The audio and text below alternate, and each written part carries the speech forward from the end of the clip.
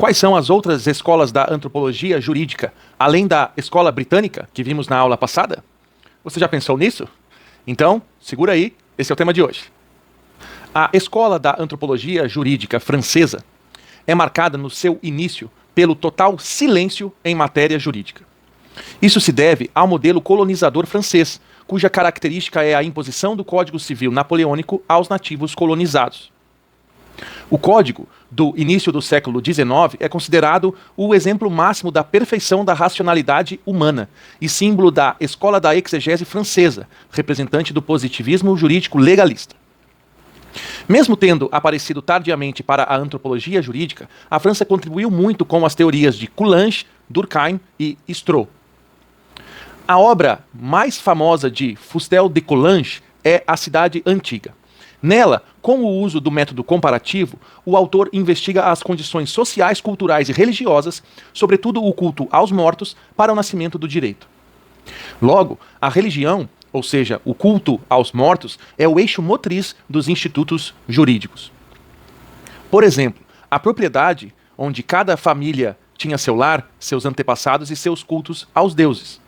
Outro exemplo, o domicílio, ou seja, a terra, onde cada família tinha seu altar para bendizer e cultivar o solo, que liga as pessoas aos antepassados e garante a alimentação para o futuro. Outro nome importante da escola francesa da antropologia jurídica é Marcel Mauss, que é sobrinho e discípulo de Durkheim e que segue os mesmos caminhos de Malinowski. Assim, seus estudos são sobre as trocas e o direito nas sociedades primitivas. Na sua obra Sociologia e Antropologia, defendeu que a sociologia é exclusivamente antropológica. É famosa sua teoria da dádiva, como o nascimento das instituições morais, religiosas, políticas e jurídicas. Portanto, o fenômeno social total da dádiva funciona como uma consciência coletiva de compensação e de retribuição, presente, por exemplo, no Instituto Jurídico do Contrato, nos povos indo-europeus. Alain Supiot é outro nome importante da antropologia jurídica, com sua obra Homo Juridicus, fundamental não apenas para a antropologia, mas também para a filosofia e para a teoria geral do direito. Para o autor, a natureza humana de apegar-se à lei e aos contratos tem uma missão civilizadora. Além disso, o direito não é força, técnica de controle social ou instrumento autoritário, mas sim símbolo de um ideário moral, ético, político, econômico, social e cultural. Norbert Roulin, com sua obra Nos Confins do Direito, é um crítico voraz da tradição positivista, representada por autores como Malberg e Kelsen. A alternativa teórica oferecida pelo autor é o pluralismo cultural, que respeita minorias e direitos humanos, denunciando violências desde uma visão pós-colonial. Nós já vimos a escola britânica e a escola francesa. Agora, vamos entrar na escola alemã ou germânica, de um modo mais amplo. Johann Jakob Barhofen é o primeiro autor que vamos ver da escola alemã ou germânica da antropologia jurídica. Sua obra tem como título O Direito Matriarcal. Nessa obra, ele questiona a superioridade masculina nas sociedades primitivas. Somente com o matriarcado é que a promiscuidade arcaica foi superada, contribuindo para tanto os costumes, as normas e os cultos às divindades femininas. Além disso, foi pioneiro no campo da antropologia da religião. Outro nome importante da antropologia germânica é Richard Torneweit. Ele investigou a origem das crenças de acordo com o tipo de sociedade. Na sociedade coletora, a crença era na sacralidade dos animais. Na sociedade caçadora, a crença era no totemismo. Na sociedade agrícola, a crença era no animismo. E, por fim, na sociedade pastoril, a crença era em deuses altos, transcendentes. Albert Hermann Post era um magistrado que, nas suas obras, investigou a origem e os alicerces do direito. Chegou à conclusão de que não existe sociedade sem a presença de alguma forma de lei ou do direito. Portanto, há uma origem comum dos povos baseada na lei e no direito. Preocupou-se também com o método antropológico, aplicando o questionário às sociedades e às culturas que estudava. Não custa lembrar que, mesmo sendo um método ultrapassado, o questionário foi por muito tempo a única fonte de informações antropológicas.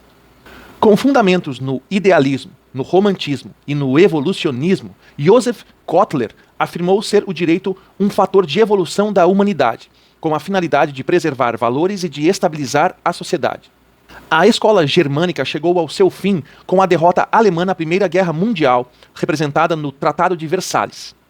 O resultado foi o de que a Alemanha ficou sem suas colônias, e o nazismo não era muito inclinado ao estudo antropológico de humanos, entre aspas, inferiores. Apenas com o pensamento de Niklas Luhmann é que a sociologia e a antropologia alemãs renascem. Baseado na multiplicidade de ordenamentos jurídicos e na heterogeneidade das sociedades, Luhmann defendeu que as sociedades contemporâneas podem ter características das sociedades arcaicas. Assim, ele parte de uma divisão entre o direito arcaico, antigo e moderno, cujo critério não é a escrita, mas sim o parentesco. O direito arcaico é dividido em 3 fases: a constituição, a generalização e a especialização do direito. Na primeira fase do direito arcaico, o direito nasce da frustração de expectativas, o que gera a violência do uso da força e o amaldiçoar diante de um juramento não cumprido, numa mistura de direito e de religião. A constituição do direito é a generalização de expectativas de uma tribo que, nesse primeiro momento, não se comunica com outros direitos do ambiente. O parentesco é importante nesse momento, pois evita a exclusão do grupo daquele indivíduo que descumprir as expectativas do direito. Na segunda fase do direito arcaico, com a redução do papel da religião na sociedade, o direito passa a vincular humanos e também deuses.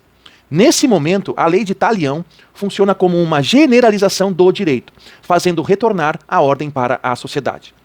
Então, a lei de Talião, baseada no olho por olho, dente por dente, foi uma conquista evolutiva, pois evitava a desproporcionalidade da violência e do uso da força diante de uma expectativa frustrada. Na terceira fase do direito arcaico, com o incremento do comércio e ao mesmo tempo da criminalidade, nasce a especialização do direito em civil e penal. Isso também é considerado uma conquista evolutiva, pois as penas de sangue foram substituídas pelas penas pecuniárias. Assim, fecha-se o ciclo do direito arcaico, que começa com a constituição do direito, passa pela generalização do direito e chega à especialização do direito. O direito antigo não é baseado no parentesco, mas sim na escrita. Tratam-se de sociedades com forte influência religiosa e estrutura hierárquica, tais como a chinesa, hindu, islâmica, grega, romana, anglo-saxã e europeia. Nessa sociedade, dominará quem for rico, sábio, notável e tiver o comando militar. Por fim, o direito moderno é representado por seu alto grau de abstração e de complexidade das instituições.